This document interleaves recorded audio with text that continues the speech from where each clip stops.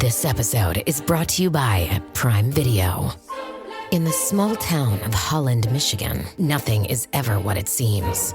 Behind the tulip festivals and pretty houses lay dark secrets that threaten to tear a marriage apart. Nicole Kidman stars in this darkly twisted thriller about a wife and mother whose quest to uncover her husband's secrets may get her more than she bargained for. Holland, streaming on Prime Video March 27th.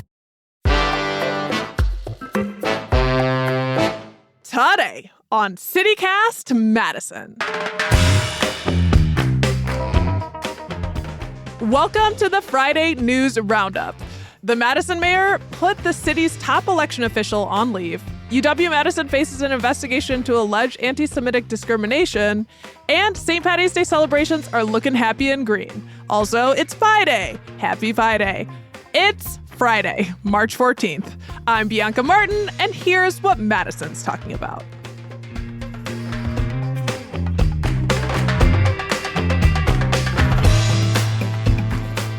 Oh, Kurt!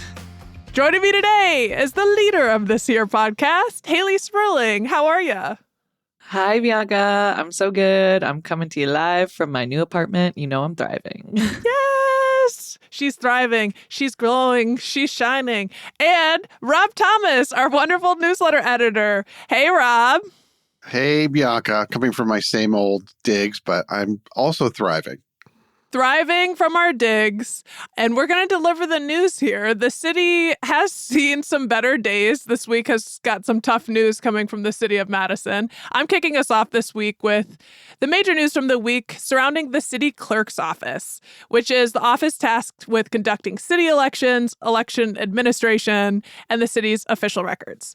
The headlines are coming from the election side. The biggie, the mayor of Madison placed the city's top election official, city clerk Maribeth Witzel-Bell, on paid leave just weeks before the coming April 1st election. Why? Do you remember those nearly 200 Madison absentee ballots that didn't get counted during the 2024 presidential race? 193 to be exact, from 3 different Madison wards. If you don't, that would also make perfect sense, considering it actually took weeks after the election for that error to even be reported out, which is another issue of the story. But the headline, the election chickens are coming home to roost on these uncounted votes, y'all. These uncounted ballots have resulted in a Wisconsin Elections Commission investigation, as well as a city investigation into the error. Plus, last week, a class action lawsuit was filed by the progressive firm Law Ford that could theoretically cost the city hundreds of thousands of dollars. The thrust of that lawsuit alleges that the city's offices acted negligently, and big picture, those voters' constitutional right to vote was violated. So who's going to run the show now as we enter the election? Early voting already is kicking off next week. That'd be City Attorney Mike Haas. He'll be taking over as acting city clerk on an interim basis. He's previously served as administrator and legal counsel for the Wisconsin Elections Commission. So we do have a leader who's got background. But overall, obviously, mistakes happen. And unfortunately, this is a pretty costly one. A couple of beats to keep in mind. At this point, city officials have said that the uncounted ballots would not have changed the results of any elections or referendums. And according to the Wisconsin State Journal, quote, a preliminary investigation into the incident by Wisconsin Elections Commission staff did not determine if Wetzel-Bell abused her discretion as clerk or failed to follow state law. So it's an ongoing investigation. The Elections Commission does plan to depose Wetzel-Bell to ask what the heck happened in more legalese terms. And the mayor's office removing the clerk is really a preemptive move in order to, quote, maintain public confidence in the operations of our clerk's office, unquote, as we head into the election. So, group question, y'all. Every vote matters, right? Yes, this is such a mess and you hate to see it. Elections are so hard and complicated when you really get into the nitty-gritty of it all. And this does seem like, was it abuse? Was it oversight? Is it negligence? Who knows? I mean, Mary Beth has been doing this job for 20 years. So give some credit where credit's due. She's run elections without a hitch. And so now I think it's really hard, especially when all eyes are on our election systems, and especially in places like Wisconsin. They have to be flawless. They have to be perfect. And yeah, every vote counts. I think to me, it's really interesting to see this lawsuit that you mentioned coming from Law Forward, they're a progressive law firm. You would kind of expect this to come from a more conservative firm, at least, I guess, in my point of view.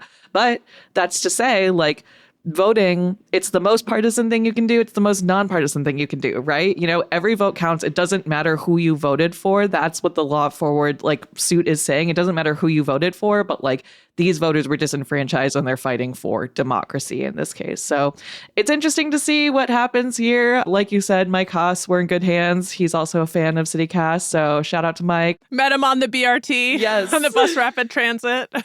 Yes, exactly. Moral of the story, every vote counts and you have to count every vote. And I did notice that the city has put in additional safeguards that would prevent what happened in November from happening again. So they are taking it seriously in terms of making sure no ballot falls through the cracks. Another thing is that, if I remember right, the city wasn't notified of this until mid-December, which is not a good look, I think. And I probably squandered some goodwill there that it took 6 weeks for the city to be told that this happened. Mm-hmm.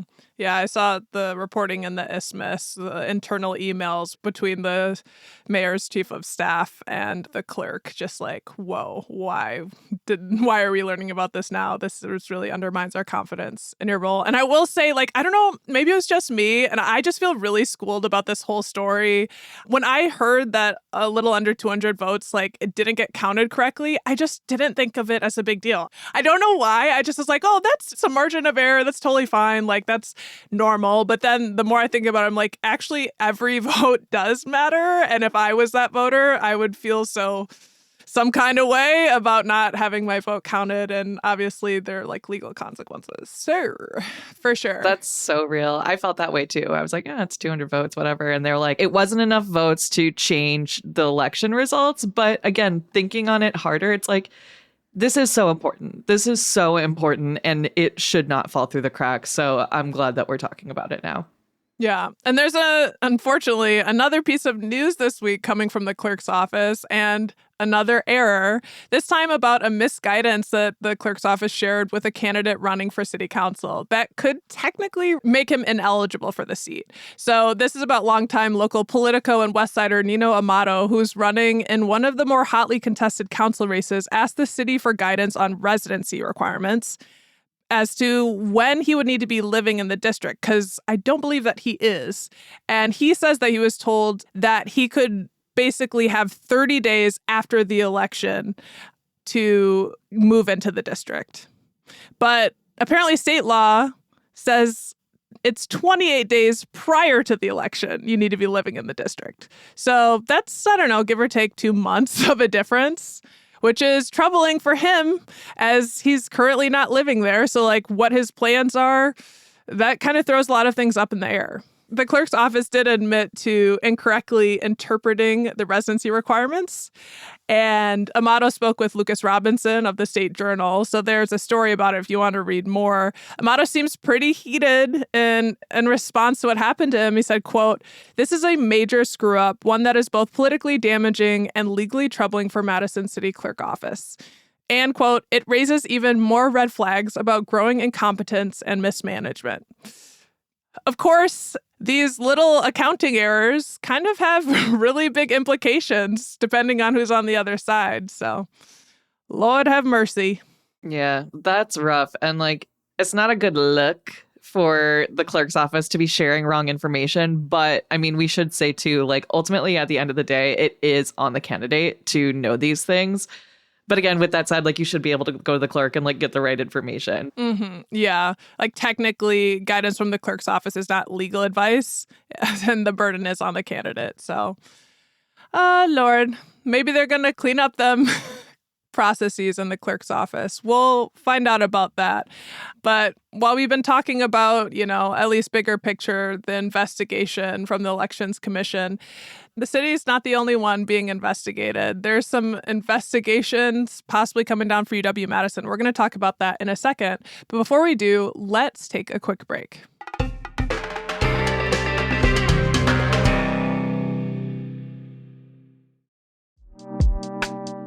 Are you an entrepreneur looking for the support, resources, and network to take your business to the next level? Or maybe you're interested in becoming an investor, ready to make a real impact. At Doyen, they're breaking barriers and changing the game for entrepreneurs of startup ventures. Through their triple threat venture training, investor accelerator, coaching services, and learning lab, they provide the tools, mentorship, and funding to help businesses grow and succeed. Their mission? To create a more inclusive, equitable entrepreneurial ecosystem where diverse founders thrive. Join them at their next event, connect with their community, or support their work by becoming a mentor, partner, or donor. Visit doyengroup.org to learn more. It's time to build something amazing together. ¿Hablas español? Sprichst du Deutsch? Komm du noch? If you've heard that sound from Babbel before, I bet you do. Babbel is the science-backed language learning app that actually works. With quick 10-minute lessons handcrafted by over 200 language experts, Babbel gets you on your way to speaking a new language in just a few weeks. With over 16 million subscriptions sold and a 20-day money-back guarantee, just start speaking another language with Babbel. Right now, up to 55% off your Babbel subscription at babbel.com/Spotify podcast. Spelled BABBEL.com/Spotify podcast. Rules and restrictions may apply. All right, investigations is the name of the week, Haley. Yes, it is. UW-Madison is once again in the news this week as the target of the federal government's ire. And I feel like we've had this conversation before. UW is treading some uncertain waters here, but on Monday, the U.S. Department of Education's Office for Civil Rights informed 60 universities, including UW-Madison, that they are under investigation for alleged anti-Semitic discrimination and harassment tied to last spring's pro-Palestinian protests on campus. So the university was actually aware of this investigation going back to January, but more details and public information have just kind of come to light now from the feds. In response to the investigation notification, UW put out a statement saying, of course, it condemns anti-Semitism. We all do. We all should, at least. Additionally, it also laid out some of the actions that it has taken since the protest to protect Jewish and all students on campus when it comes to exercising free speech rights. So some of these measures include reviewing and revising its protest guidelines. They've implemented a mandatory free speech training, quote unquote, for all new students, which includes discussion of offensive speech and training on the Title VI discrimination, which is like exactly what the university is being investigated for right now. They have also centralized the intake and review of Title VI complaints. The university is revising its registered student organization code of conduct and procedures for holding student organizations accountable because, as you guys might remember, some of these protests last year were put on by RSOs, registered student organizations. So the university, I think, wants to kind of tighten the grip on what they can and can't do, quote unquote, legally on campus. In addition to that, the university has also created new policies on when the university itself will make official statements and take public stances on issues. So that's a lot. And of course, as I've mentioned, this all ties back to last spring's protest. So to paint a fuller picture of how we got to where we are today, I want to take a step back to last spring when students were protesting for the liberation of the Palestinian people and set up an encampment on Library Mall that lasted from April 29th to May 10th. Of course, these encampments were popping up at universities across the nation, notably, NYU, Columbia University, UCLA, where things had turned violent. Police interactions were not pleasant. It was definitely, again, like I said, a scary time. I mean, the question really is how were Jewish students on campus feeling? And that's a really big question. And I want to preface this with my own lived experience as well to note, I am a Jewish woman. I grew up in a very tight-knit Jewish community. I spoke Hebrew growing up. I observed the holidays. I am not at all claiming to speak for all Jewish people here, of course. That just can't be done. But I want to bring this up because I think my identity here, it just makes me sort of uniquely positioned to talk about the nuances in this story because it is nuanced, there's so much to unpack here. Another interesting thing to note, which I found out today when researching for this story, is that Jennifer Mnuchin, UW's new chancellor, is also a Jewish woman. So I would kind of love to pick her brain on how she was feeling last spring because it was a lot of for me, like just really mixed emotions. And, reading up on this story, going back, the Cap Times had a great piece where they got a lot of text messages between UW officials, administrators, police, and whatnot via open records request, which kind of really shed some light on how the university was responding to the encampment unfolding sort of behind the scenes, which was really interesting. And I'll be sure to include a link to that in our show notes. So anyways, I digress. The question at hand is, did Jewish students feel unsafe, feel untacked, feel marginalized as a result of these protests? And the short answer is, it really depends on who you asked. On the one hand, yes, there were definitely groups of Jewish students who felt that some of the chants and actions and protests by these demonstrators on encampment and at the encampment were anti-Semitic. On the other hand, there were also plenty of Jewish students, faculties, and community members participating in the protest itself. So, like I said, very nuanced. And a big part of that nuance comes from the distinction between anti-Zionism and anti-Semitism. A lot of people say that you can't have anti-Zionism without anti-Semitism. I simply do not think that's true. They are not the same thing. I cannot unpack this whole statement too much, again, because we don't have the time in this show. But I will say anti-Zionist Jews do exist. It's not uncommon. And all of this is to say, and you guys can please stop me if I'm getting too conspiratorial here, because clearly I have thoughts, but I think that there is a lot of focus right now on what people at these protests were saying and doing, and not enough consideration for why people are protesting to begin with. And as with this Title VI investigation, what concerns me here is the bigger picture. This feels honestly like we're getting towards an attack on free speech on university campuses, which frankly terrifies me because, again, universities have always been sort of a melting pot of ideas, of people, of intellectuals having these nuanced and important conversations and being able to do so in public spaces. So there's a lot going on here. There's a lot to unpack.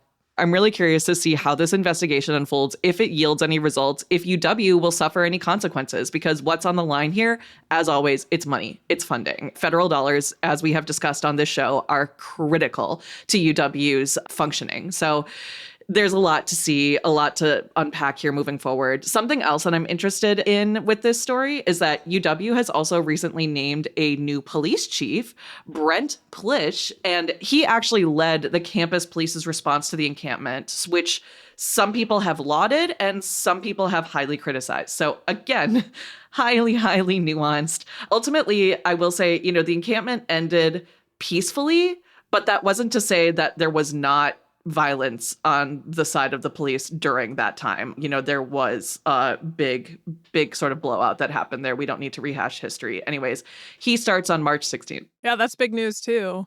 It was shocking in a way to see this investigation come down and us be a part of the 60 universities that the feds are kind of focusing on. And then also, it is a really tense issue. And I know that there were Jewish students on campus that also didn't feel safe. So it's like the nuance is just absolutely necessary. Well, and this is happening in the shadow of what's going on with Columbia University right now, where the feds, I think, were rescinding like $400 million in federal grants and loans. And someone who organized the pro-Palestinian protests there was picked up by ICE, and they're trying to deport him, even though he's a permanent resident of the United States. And so, yeah, there's not a lot of nuance there for sure. And I'm curious how these 60 universities were selected for this. Like, is it just this is where there were protests, so they're all kind of swept up in this, or what? Yeah, I don't know. I'm glad you brought that up, though, because, yeah, it paints that bigger picture of the really scary things that are happening in our country right now when, a legal citizen can get, forcibly taken away from his home, from his pregnant wife. It's terrifying. And it sets a horrible precedent here. I'm really interested again to see how this investigation unfolds. It really pisses me off, to put it, not so eloquently. It really pisses me off when people use anti-Semitism kind of as a guise to advance their own agenda, and I feel like here the federal government, I'm again getting kind of conspiratorial here, but the federal government is using this guise of anti-Semitism to take money away from universities or take these funds away from places that they don't want to hear from, or to make people fall in line and say, hey, if you support this, then, you will face consequences and whatnot. So there's a lot to unpack with this one. There is. And I'm glad that we brought it forward. And, one of the lovely things that we love endorsing on CityCast Madison is diversity of peoples and religions and ethnicities. And of course, the city of Madison is going to be celebrating another ethnicity, a group of immigrants, Irish immigrants, this weekend in advance of St. Paddy's Day, which is a little bit more of a fun topic. And we're going to get into that and the celebrations you could look forward to. But first, let's take a quick break.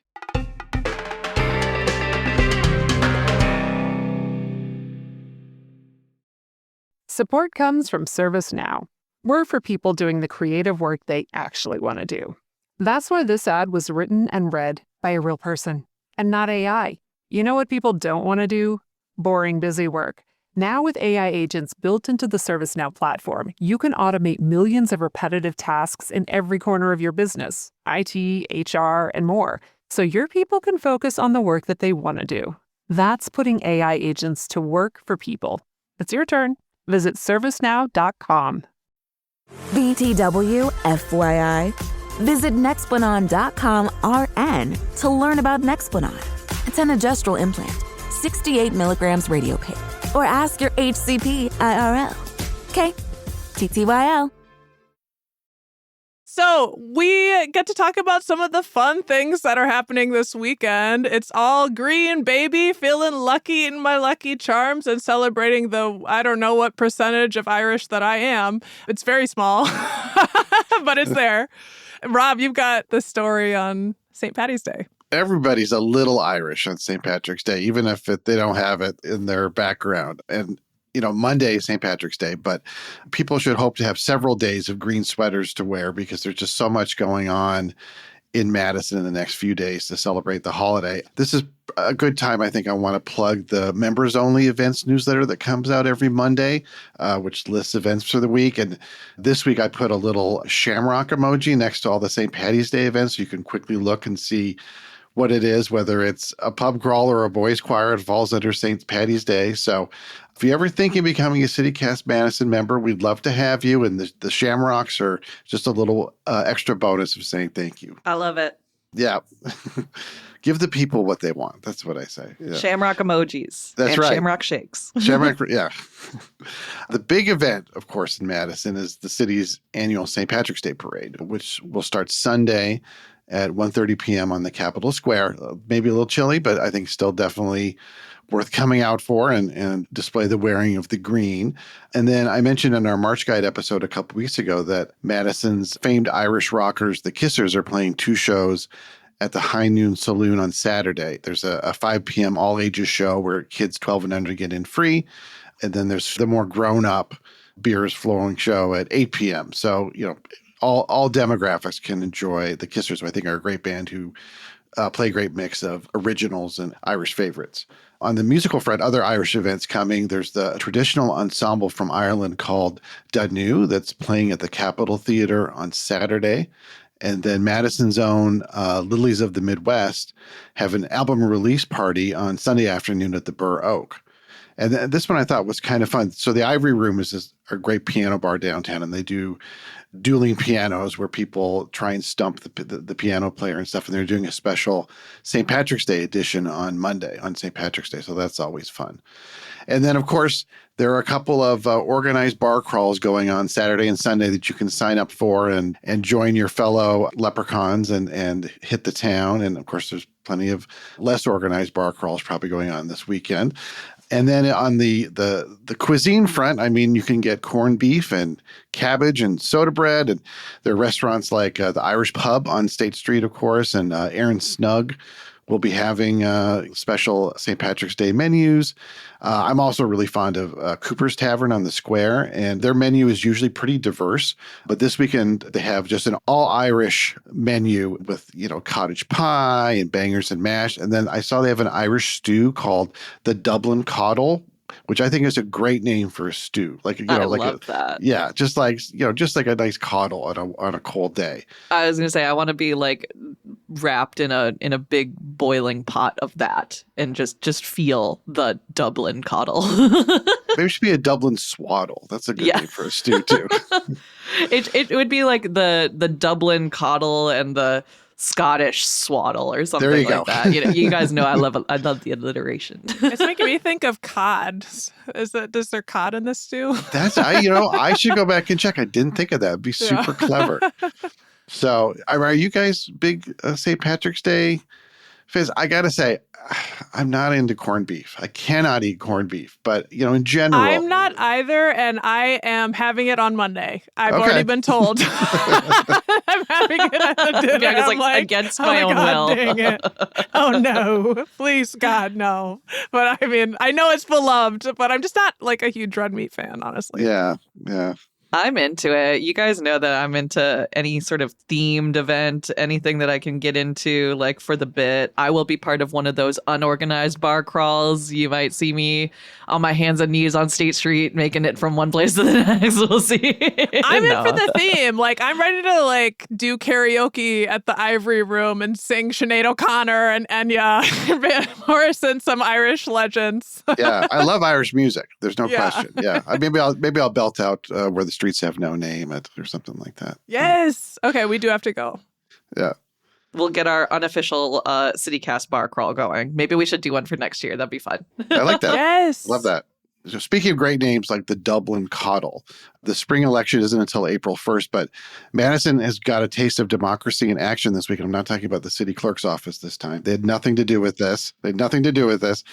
Thousands of people voted on what to name six pieces of snowplow equipment at the city. And hundreds of people turned in names. And like I said, thousands of people voted and the winners are in. So the 6 winning names were Anne Pathaway, which it feels like a stretch to me. I don't know.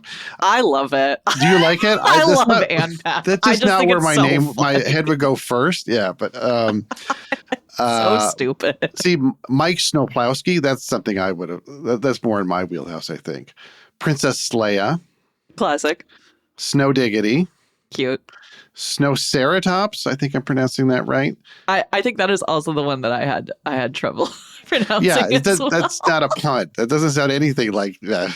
It's a bit of a stretch, but I get it. I can visualize it. Right. Yeah. And then the last one is Plower to the People, which feels very Madison to me, I gotta say. Yes. All plower to the people. We love a Patti Smith reference. So congratulations to the winners who likely will have to wait until next winter to actually go out and get to work based on the fact that it's already mid-March. But we'll see. Like Prince says, sometimes it snows in April. That's true. Midwesterners. I should not have said that. Yeah, you can blame me when it's hip deep. I was going to say fool's spring. I feel like we're in the fool's spring, but also it's been a solid couple of days of 50s. So here you go. Mm-hmm. Yeah, we're loving it. Well, thanks, y'all, for rounding up the news with me this week. Rob Thomas, appreciate you so much. Hey, happy Pi Day. Happy Pi Day, and Haley Sperling. Happy Pi Day.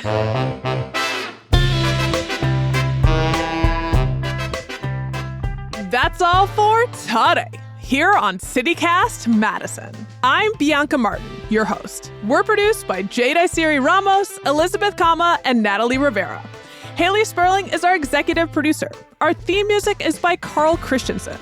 Rob Thomas is our newsletter editor. Don't forget, you can always get more news delivered right to your inbox by subscribing to Madison Minutes. And hey, if you enjoyed today's show, why not share this podcast with someone who likes to investigate? There's work out there for you. See you back here Monday morning with more news from around the city. Until then, have a good weekend.